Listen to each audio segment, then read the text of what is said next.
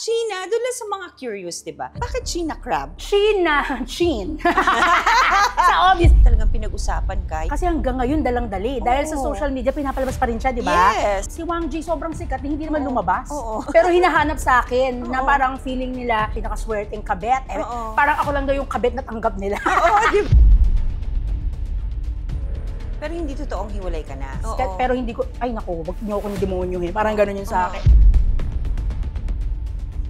Yan ang chismis, di ba? Hindi! Grabe! Saan yung nagpapakas? Ano yan? Pero binawin ko lang, guys.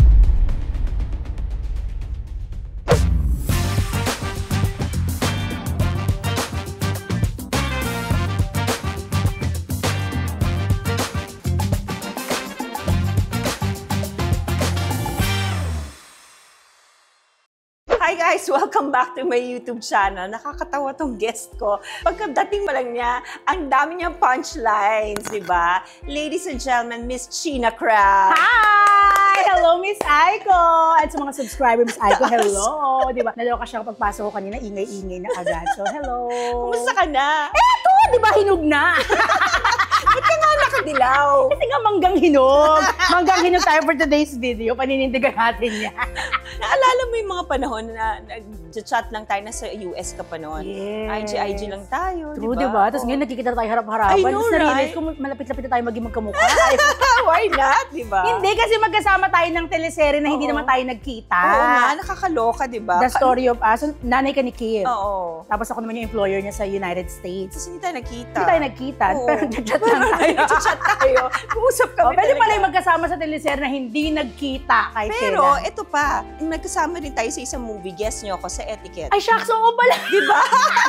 Di ba dalawang beses na tayo? Oo nga, ikaw ang legal wife ni yung Zore. Zore, Senator. na tatakbong presidente. Oo, di ba? Pag-uusapan po natin ang Sira. sa president. Hindi, oo nga. Oo, di ba? Yes, hindi rin tayo nag-abot Ang nun. dami-dami natin na nag-cross yung paths natin. Tapos never naman tayo Ay, nagkakasama. nagkakasama. So hopefully next time. Di ba Oo. sabi ko, nung nakita kita sa Pamilya Sagrado. Oo. So hindi pa naman sinasabi yung na meron kami movie. Sabi ko, Oo. ma'am, so my God, sana magkasama tayo next Oo time. nga. So manifest. Oo, why not, di ba? Yeah. China, doon lang sa mga curious, di ba? Bakit China crab? Chin.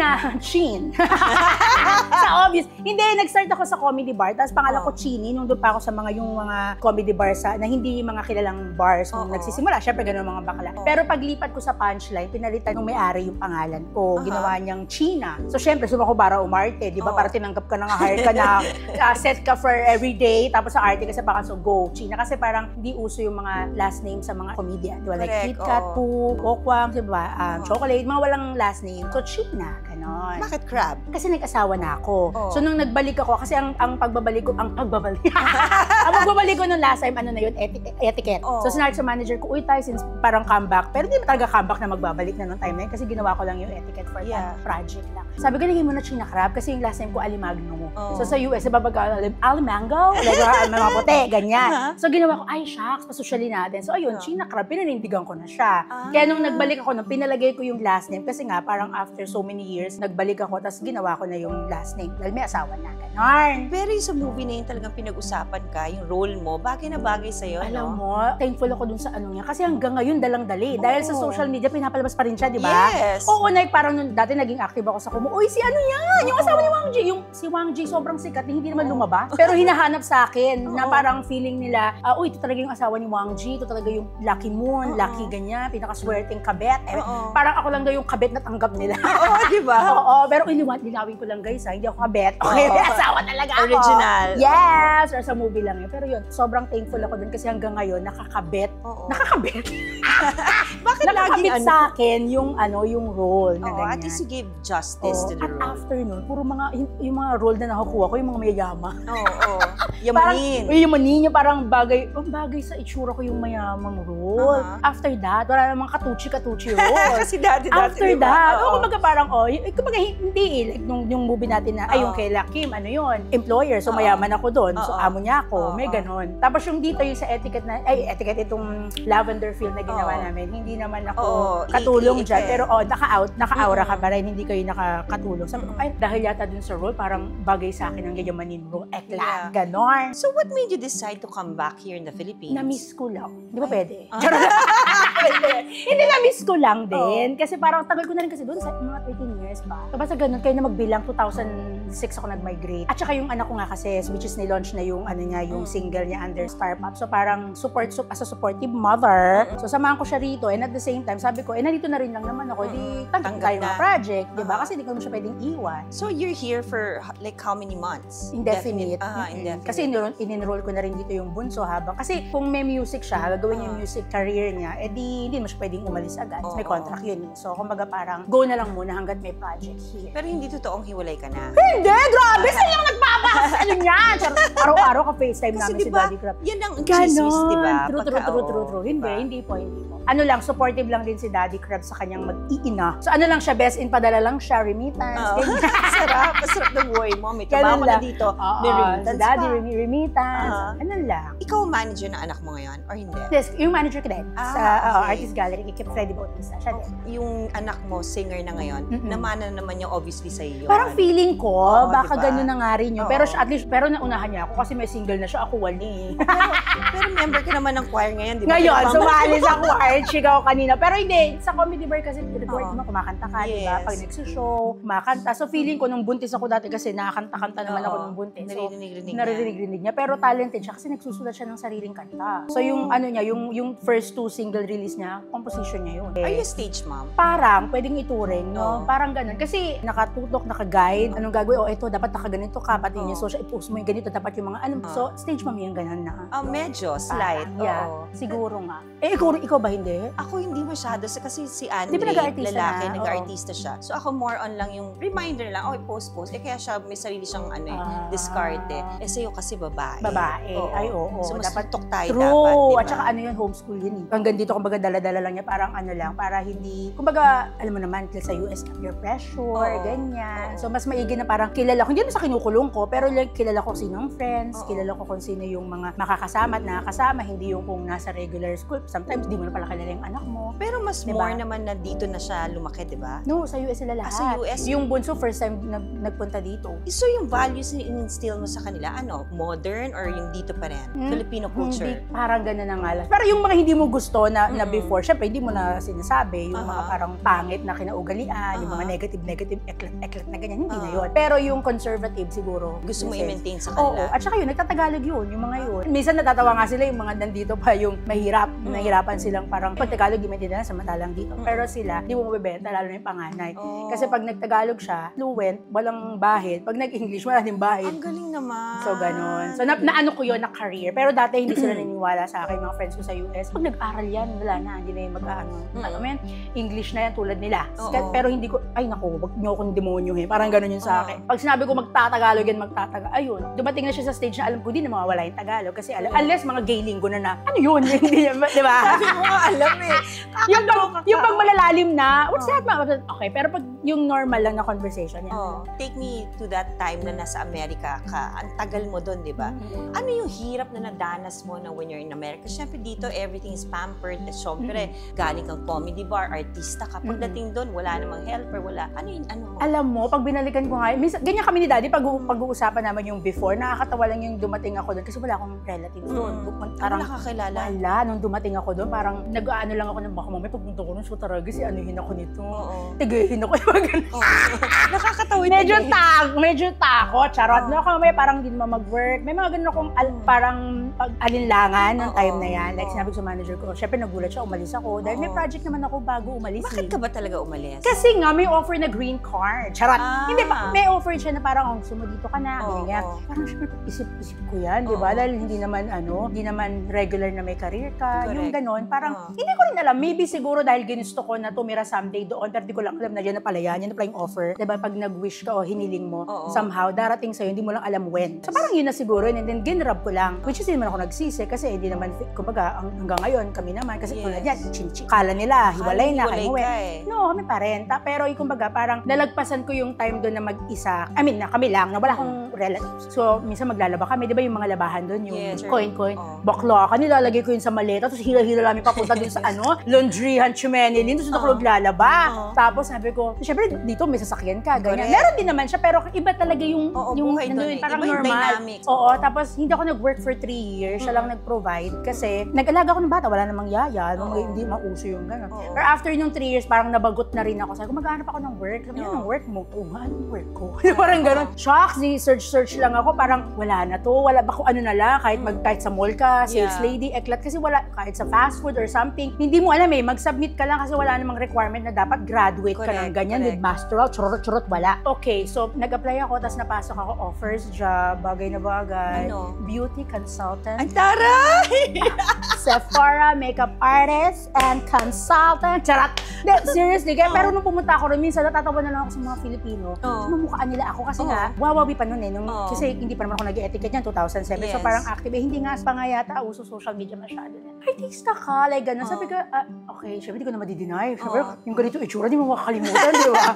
Sabi ko, yes po. Sabi niya, ba't nandito? Yung feeling nila na parang, ba't ka nandito? Sabi ko, hindi ba pwede? Wala pa ako karapatan dito. Pero nagtataka lang sila kasi nandun nga ako, parang iba na yung nature. And then sabi ko, hindi kasi nag-asawa na po ako, ganyan-ganyan. And then yun, ginamit ko yung ganda ko. Kasi ang galing ako mag-suggestive selling, kung nagbibenta ng mga products and everything, mga ganyan. Tapos may mga kaya gustong-gusto ko ng manager. Kasi yung mahilig mag-open ng credit cards, machika, ganyan. Tapos like yun, lumipat kasi kami ng ibang bahay, medyo napalayo na. Tapos napunta ako sa field ng insurance. Doon talaga ako nag-work ng hanggang 13 years. Doon na sa insurance industry, yung boss ko na ngayon, friend ko na parang, kumbaga sa tagal, mga ninong na ng anak ko, doon ako naka-build ng talagang parang network mo, sariling ano mo. Kasi like, nire-refer nila ako kasi they know na parang, ito si China Crab ang makababa ng insurance.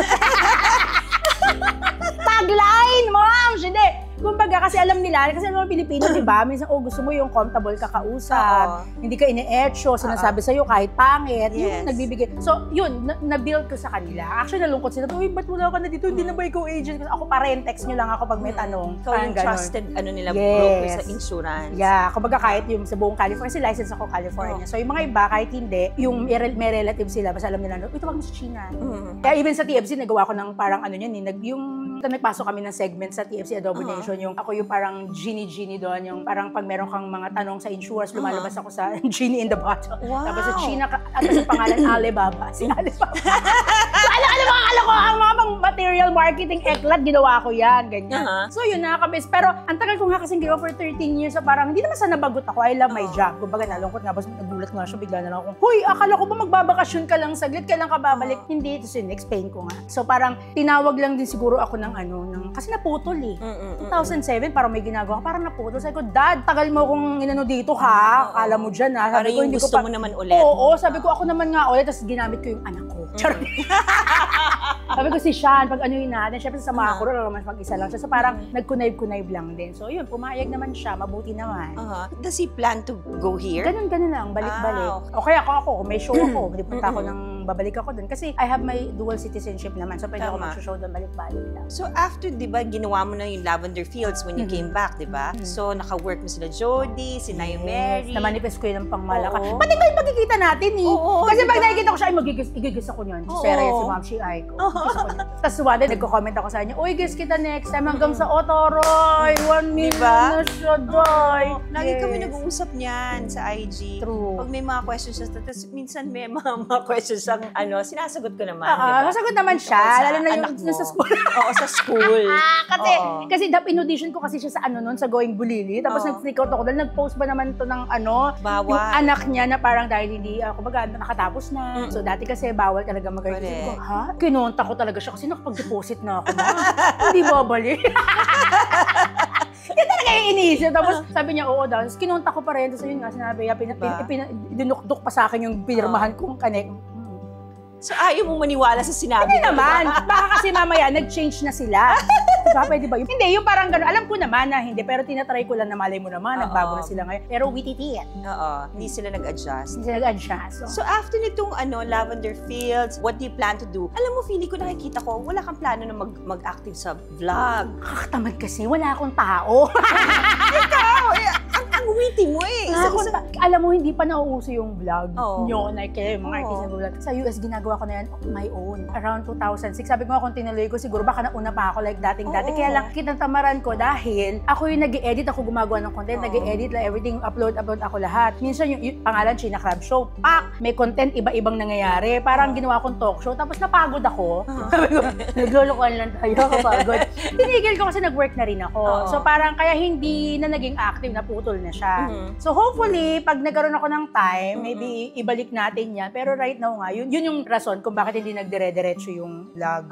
So after nitong show na ginawa mo, ano nang susunod na project na aabangan ka namin? Waiting tayo sa project na yan. So kahit ako waiting pa rin naman, nakahaging pala. So yung anak mo muna ang pagtutuunan Si natin. siya na lang. Tapos parang sakto nga eh. Kasi parang nung nag-start ako, nagre-recording na siya pero syempre hindi naman siya sunod-sunod. Na parang naiiwan, kasi tatlo lang kami, wala akong helper sa bahay. Like us lang. So Domestic, parang very buong domestic. American na naman. Yes, very domesticated. Like kami lang, papasok sa school lahat. Ako nagde-drive, di ba alam siya drop. Ako yung driver, siya bababa, fetcher siya, ako iikot, gano'n. So like kami lang dalawa yan. Tapos sabi ko, buti na lang, like when they release your song, ako naman yung parang hindi ako busy for now. Para, ikaw naman, yan, pag gagawin na niya yung mga guesting or kung ano naman yung mga promotional, at siya naman, habang waiting tayo dun sa Ang galing, no? Talagang God's timing is always perfect. Correct. So, what do you plan to do in the next, habang nandito ka sa Pilipinas talagang? Eh di ayun, open lang tayo sa sa mga project, kung ano yung pumasok. Kasi at least alam na nila na Nandito dito ka, ako, you're I back have a in plan to flesh. stay. Oo. Kasi nung dati, sabi ni Kuya Freddy, yung manager ko, after the etiquette, may inquiries.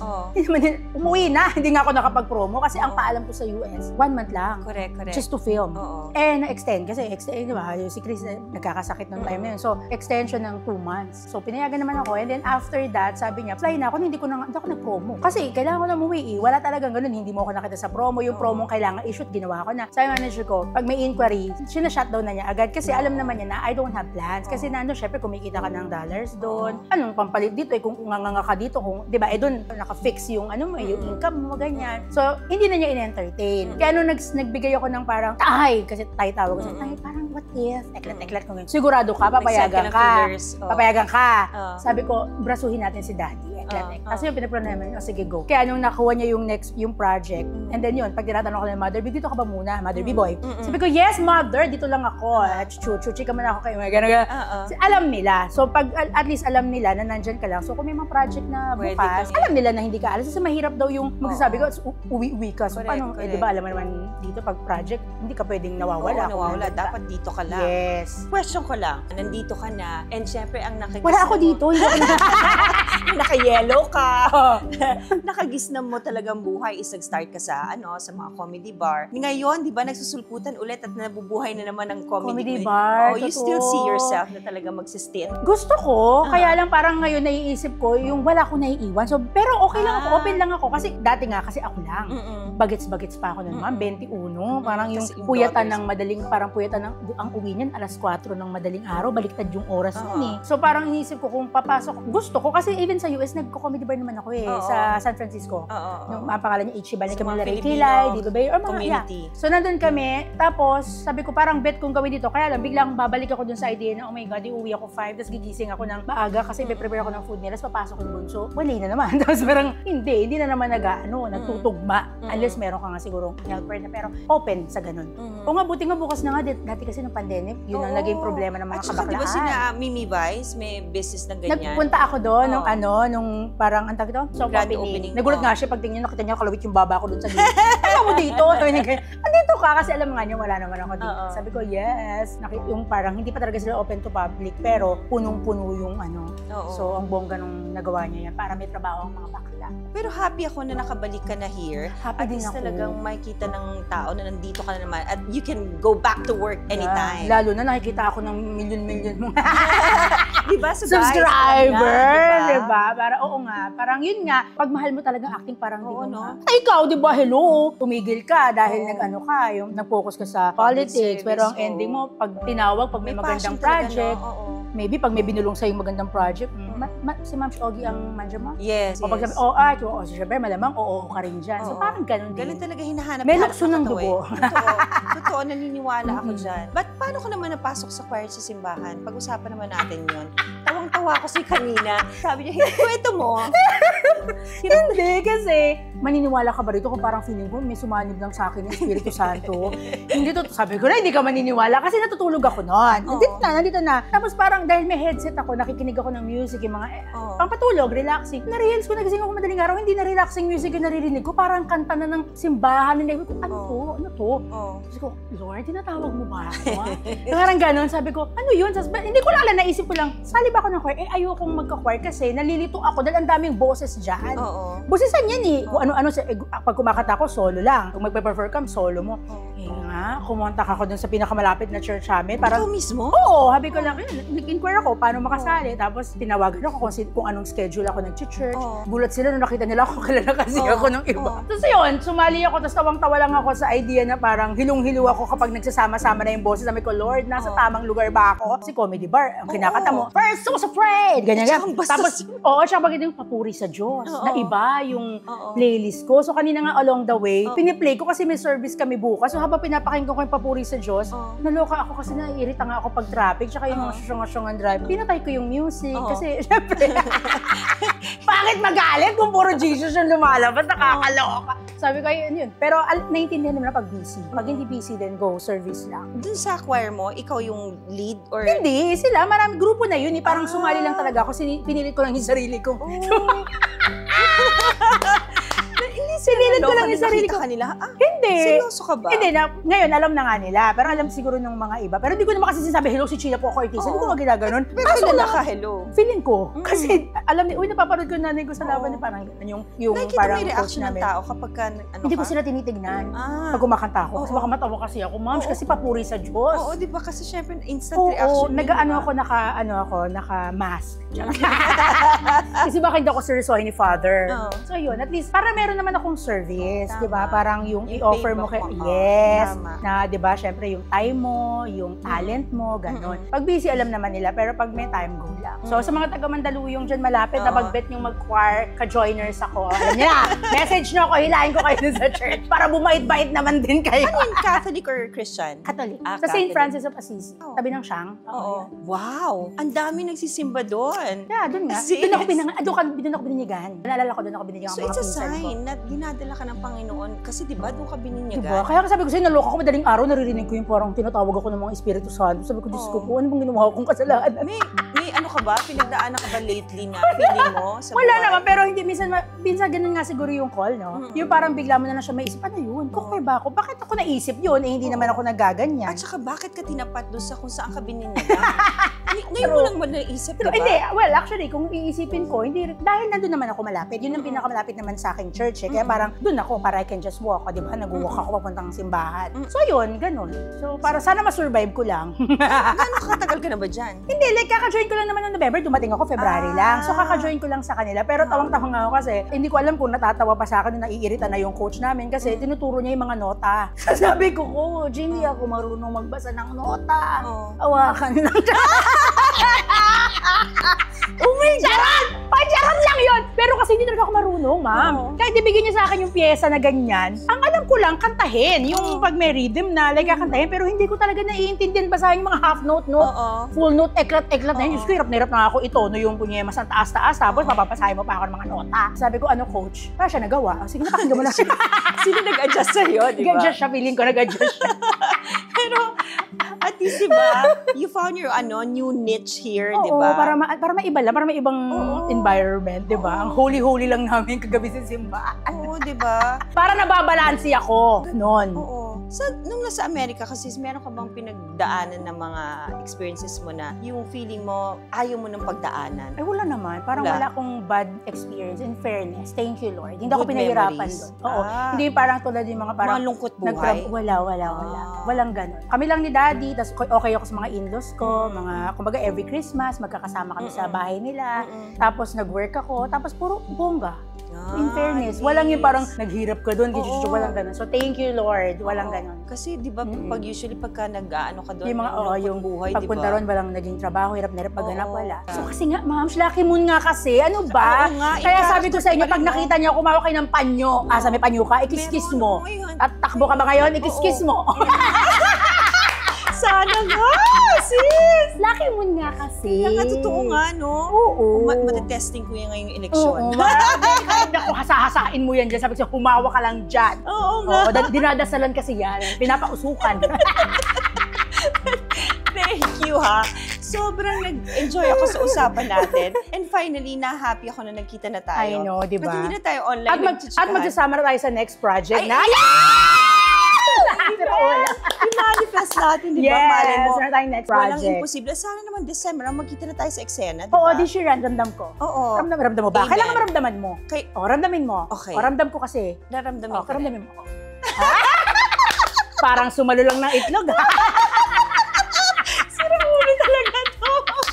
Love it! Thank you, thank you. Thank you, Jen Mom. Sobrang Nagkita thank na you. tayo. I Nagkita know. na kami ni Miss Barbie. Ang laki na mukha ni Miss Aiko sa personal, parang aparisyon. Naniniwala ba kayo, guys? Diba?